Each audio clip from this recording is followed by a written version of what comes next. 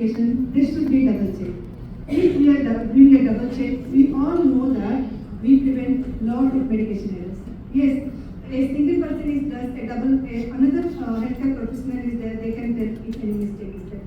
Along with that, it also says that whenever there is a infusion programming is there, like how much energy to be started, what to be done, that time also a double check to be done. So by doing these standardized medication protocols, we can prevent medication errors and we can keep on medication. And the second point is smart technologies. The new infusion therapy says that I didn't experience that syringe pump, but it says that now there is a new syringe pump which is having a drug library.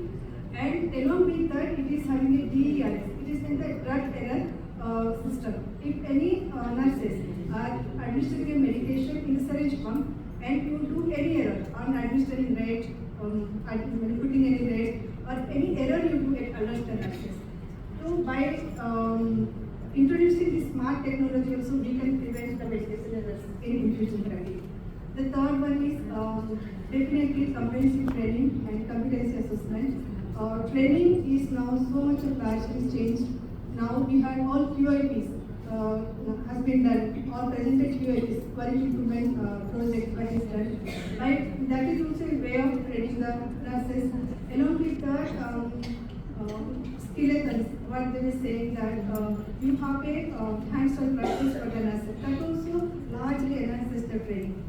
If we have all these training methods, along with that, we need to do a competency assessment. I always tell that what is the training evaluation.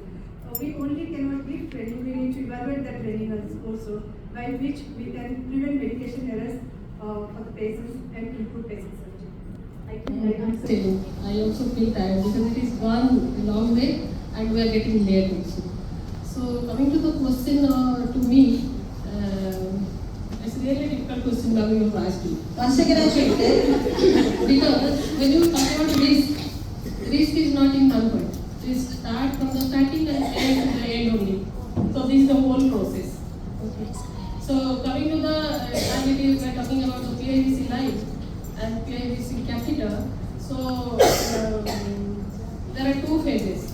One you insert, another one you maintain. So both the sides are risk.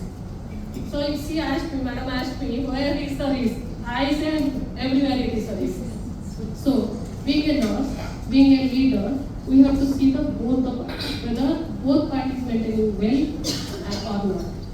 So coming to the insertion part, how we talk like insertion means we take a catheter. We choose a catheter, we see the vein size, we see the age of the patient, we see whether the patient is a pediatric patient, pediatric patient, patient is a chemotherapy getting patient, cancer patient. So that is the case that we have seen. Now we have selected the catheter. Whether you have cleaned that area, disinfect that area, whether you have chosen the right disinfectants or not, that you have to choose. Clean that area, choose a nice vein, get the articles ready, take a verbal consent, then maintain the degree, 15 degree, 25 degree as per the protocol. So you have to maintain that. Then as one of the speakers has told, the technologies he has maintained, or you can maintain that when you prick the vein, you can confirm by doing there is a flashback, and flashback you can easily see. So that is how, and then you proceed. Otherwise, there is a risk. Why? Because you can double puncture the vein. Yes. So there also there is a risk. So please be careful while inserting a catheter by maintaining all the points in mind. See, I told 4-5 things. There are 10 more things also. Like you have taken a catheter. So this is a pediatric patient and you have taken a 18 size catheter. It's not that. So you have to clean that area, disinfect that area. Again you touch that area. That is a risk, right? So and before drying that area, you have to insert the catheter. That is also a risk. And that can create what type of phlebitis? Chemical phlebitis. Yes. So there are 3 types of phlebitis which can happen. Okay. So that is one part, and before that you have to do the hand hygiene, you have to take the gloves, you have to take all the sterile activity, and your tray should not contain the dust. I have seen many times, if you touch the tray, there will be dust. So that should be dust free.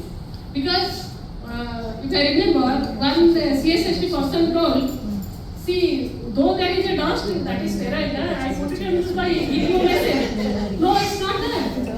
You have to take out all organic matters, you have to take out all the dust, then go for the sterilization. So cleaning is the first part before sterilization. Okay. So that all I hope you all understood. The insertion body is very important. Then coming to the second point, maintenance. What are the points comes in maintenance? Checking in 3 shifts. Maintaining a closed board. Using the, many speakers have told, using the 9% sodium chloride for flushing, not just sterile water, and it has to be labeled as Madison saw, the many has told, everything has to be labeled. Then flushing each time after each medication. And never ever keep that closed board in the, if it is not a closed board, it is a hub. You have you checked, have you taken the photograph of the hub keeping on the bed, over the bed? How many of you have taken? Many of you. So you cannot keep the hub over the bed. So that is a contamination way that there is a risk.